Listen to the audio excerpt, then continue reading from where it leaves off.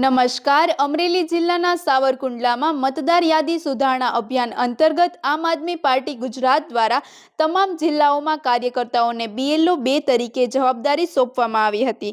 આજ અનુસંધાને સાવરકુંડલા તાલુકાના વિજપડી ગામે પાર્ટીના જોઈન્ટ સેક્રેટરી કિરીટસિંહ ભાટી સહિત કાર્યકર્તાઓ મતદાન યાદીમાં નામ નોંધાવવાના કાર્યમાં BLOને મદદરૂપ બન્યા હતા। આ સેવા 22 અને 23 નવેમ્બરના સવારે 9 થી 5 વાગ્યા સુધી યોજેલી હતી। વધુ સમાચાર માટે જોડાયેલા રહો। RP Gujarat news Rajkot.